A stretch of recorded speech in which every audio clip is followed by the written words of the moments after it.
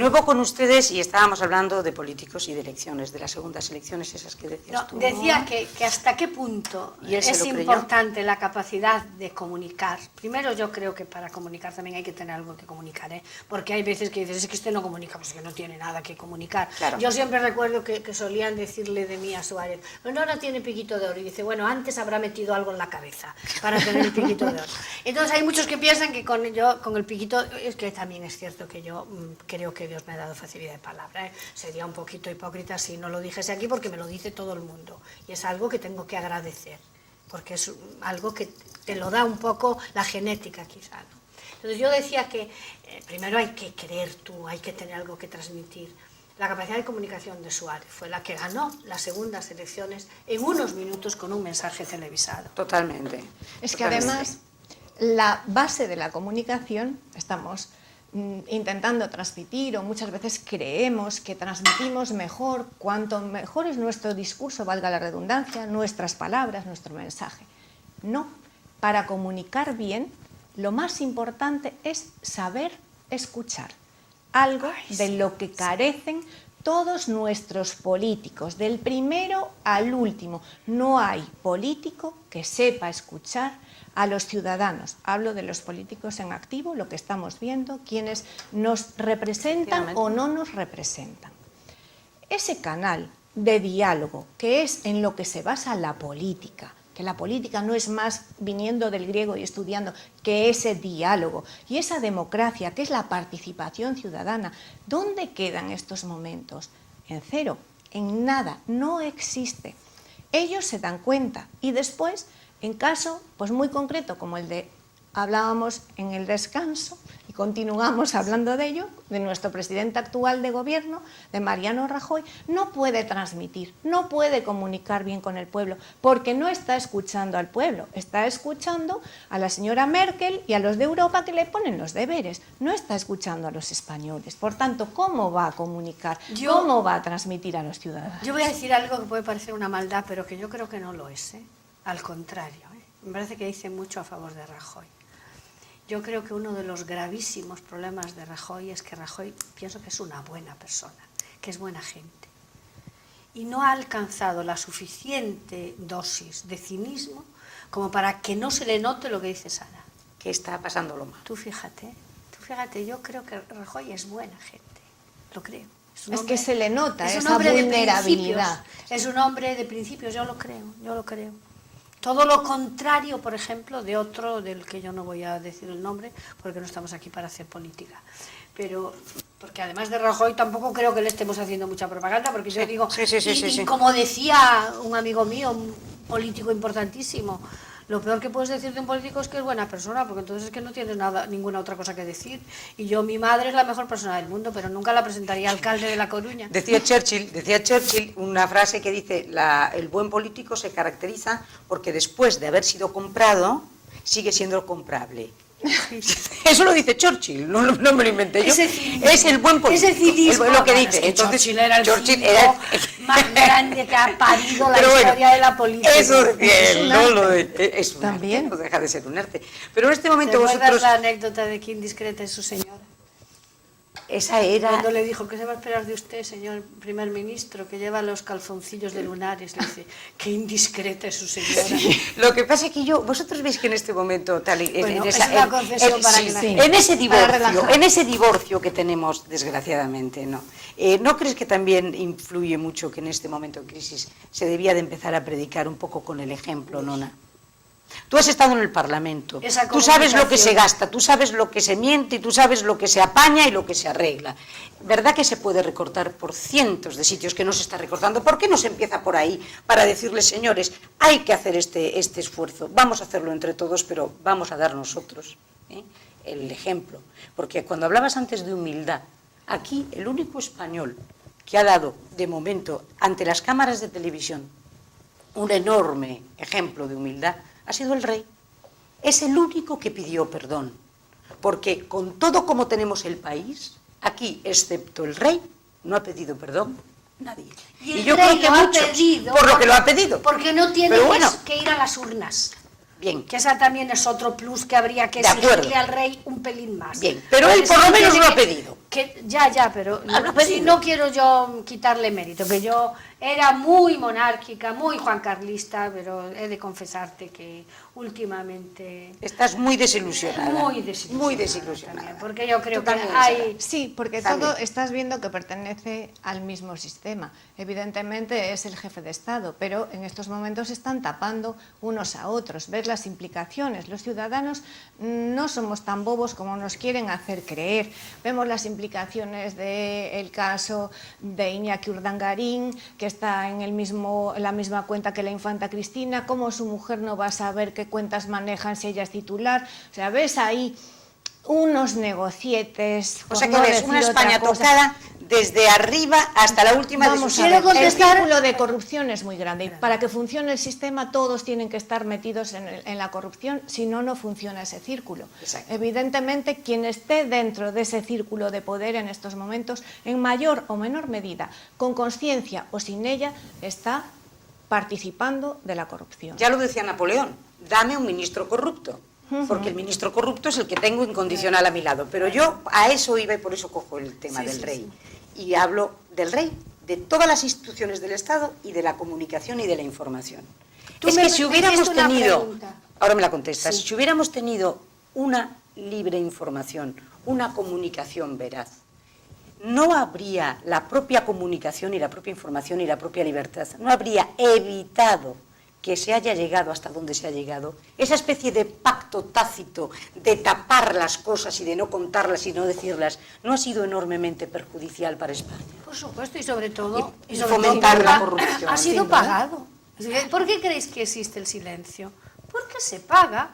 Claro. De una u otra manera, a los medios de comunicación se les paga. Les pagan unos y les pagan otros. Y entonces todo esto, ¿qué es inevitable? Pues probablemente sea inevitable. Pero mira, antes me preguntabas, y al hilo con esto, yo creo que uno de los grandes motivos del divorcio, que va a ir a más como no se pongan las pilas, y que probablemente esto cristalice en algo muy preocupante, que es la atomización del Parlamento en grupúsculos, estos fenómenos que aparecen del iluminado que saca no sé cuántos votos, porque ahora todo el mundo vota, que si quiere votar a no sé quién, que por lo menos, mira, eso es tremendo, porque no se atreven, bueno, no sé si no se atreven, sí que se atreven, la palabra no se atreve no es la correcta, es que ¿por qué no les cree la gente? Pues por eso que decías, Pepa, porque no han empezado por ellos mismos. Entonces, ¿cómo te van a creer un mensaje que es tramposo? Oiga, usted no me diga que va a empezar dando un ejemplo de austeridad, de rigor y subasta no sé cuántos coches o hace no sé cuánto y luego resulta que por otro lado nos enteramos que la presidenta del Parlamento gana 105.000 euros, que es más que el presidente del gobierno, del Parlamento gallego. Gallego. Ayer venía en el periódico anteayer y que se está haciendo un comedor VIP. Y entonces, y no hablemos de lo que acaba de descubrirse en el Ministerio del Interior, Pepa, que una empresa que no había pagado a la Seguridad Social, que es el primer elemento de exclusión de los concursos públicos, y le han adjudicado a dedo por lo que dicen los periódicos, que yo, pues a lo mejor también resulta que no cuentan la verdad, pero te das cuenta que son mentirosos, que no es verdad, que aquí, yo no digo para siempre, porque también quiero decir que vivimos en una ciudad en donde los sueldos de los políticos son más que razonables, ¿eh? Yo lo digo siempre y hay que decirlo con la voz bien alta.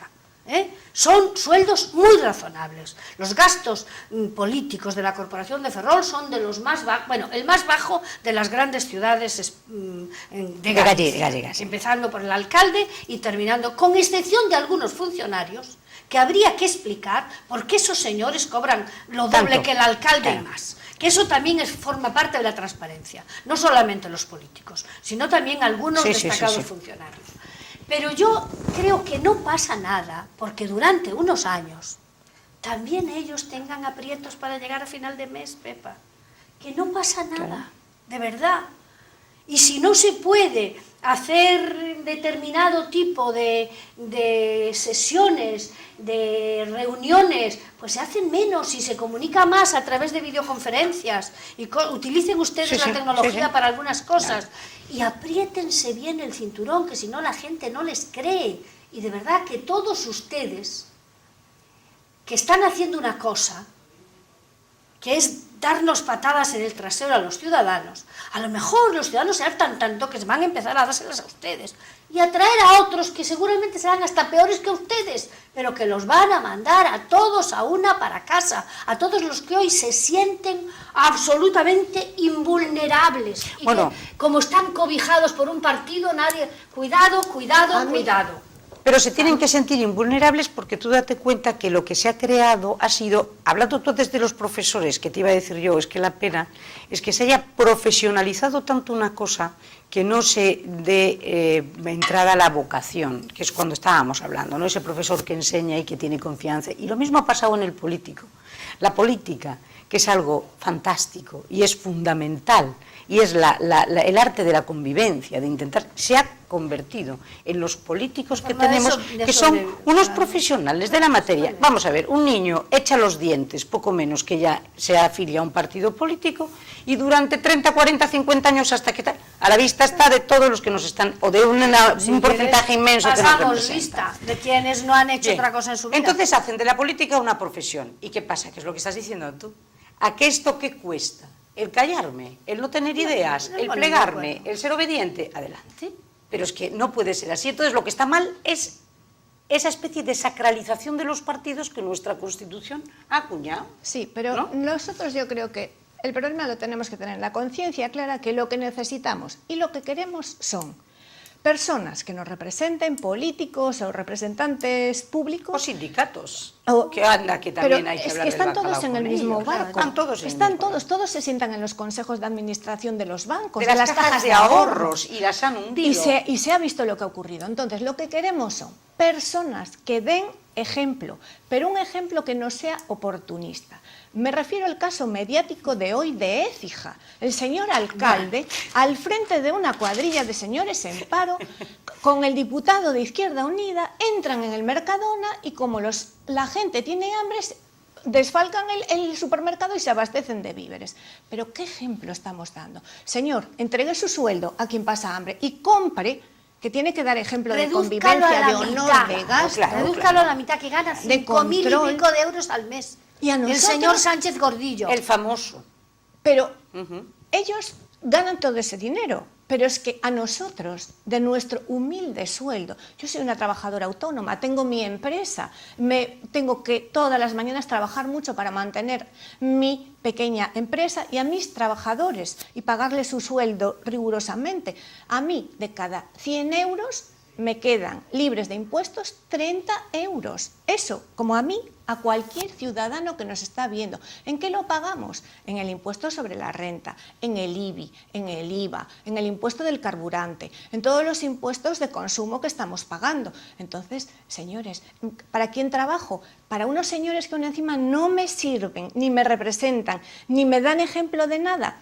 Esto tiene que cambiar, basta. Y necesitamos personas con talento, personas que tengan capacidades, que sean profesionales de diferentes ámbitos y sectores, que puedan aportar a los ciudadanos a los que están sirviendo. No me vale el niño que entra de recadero de cafés en Nuevas Generaciones o en las Juventudes Socialistas y se jubila de diputado con un sueldo vitalicio. Y es que eso hoy por hoy, en momentos de crisis, es impresentable, no se puede sostener. Si no nos sostenemos los ciudadanos de a pie, ¿cómo nos va a sostener ese sistema el país? No puede ser. Entonces se está hablando ya de los tecnócratas que manden desde Alemania, desde la Unión Europea y que nos hagan el rescate al país. Eso